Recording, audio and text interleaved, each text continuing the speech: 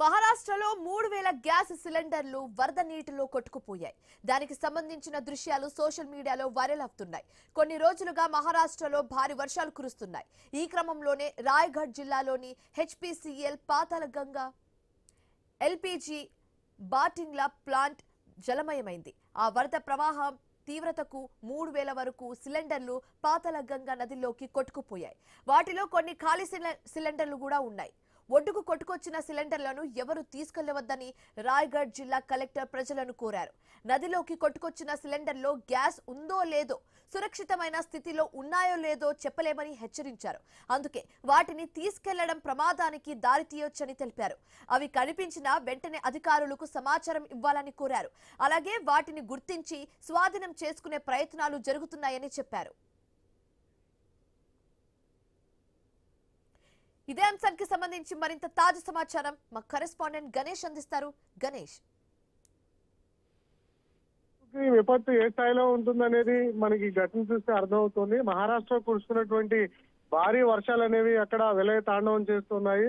ముఖ్యంగా పారిశ్రామిక భద్రత, ప్రకృతి శక్తుల తీవ్రత అనేది రాజధాని ముంబైకి సమీపంలో ఉండేటువంటి పారిశ్రామిక ప్రాంతమైన పాతాళగంగలో ఎస్పీసీఎల్ గా సంస్థకు సంబంధించినటువంటి ఎల్పీజీ బ్లాటింగ్ ప్లాంట్ వద్ద వరద ముంపు భారీ స్థాయిలో రావడం జరిగింది.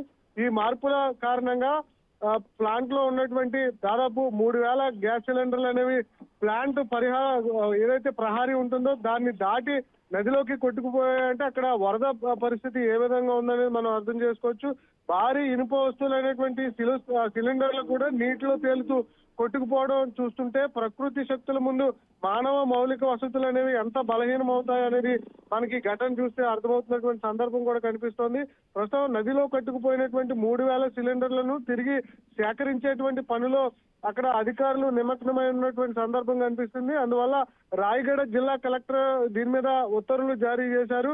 ఈ ఏవైతే వరద ముంపు కొట్టుకొచ్చినటువంటి ఈ గ్యాస్ సిలిండర్లు ఉన్నాయో వీటన్నిటినీ కూడా ప్రజలు తీసుకెళ్లకుండా తిరిగి వాటన్నిటిని కూడా తిరిగి ఈ కంపెనీకి అప్పగించాలి అని చెప్పి ఆయన ఆదేశాలు అయితే జారీ చేయడం జరిగింది.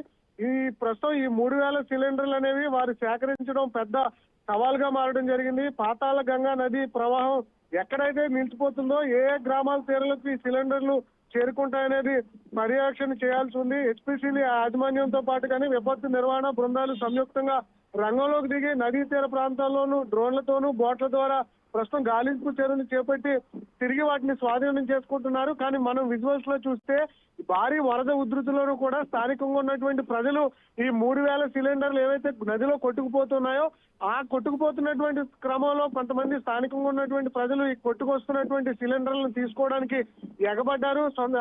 వారి ఇళ్లకు కూడా తీసుకెళ్లేటువంటి సందర్భంలో ఇవి నదిలో ఎన్ని మునిగిపోయాయి, ఎంతవరకు జనాభా వీటిని తీసుకువెళ్లారనేది ప్రస్తుతం అధికారులు డేటా సేకరిస్తున్నారు. ఇందులో గ్యాస్ ఉందా లేదంటే ఫుల్ బండ అనేది తెలియాల్సి ఉంది.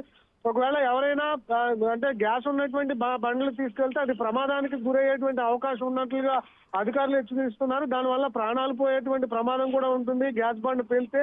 అందువల్ల తిరిగి వాటిని రికవరీ చేయాలని చెప్తున్నారు. ప్రస్తుతం అయితే మహారాష్ట్రలో భారీ వర్షాలు కురుస్తున్నాయి. అందులోనూ కూడా ముంబై శివారు ప్రాంతం అతలాకుతలం అవుతుంది. ఈ పాతాళగంగా నది వరద ఉధృతి బాగా పెరిగిపోవడం ఈ పారిశ్రామిక వాడలో తీవ్రంగా దెబ్బతిన్నటువంటి సందర్భం కనిపిస్తుంది.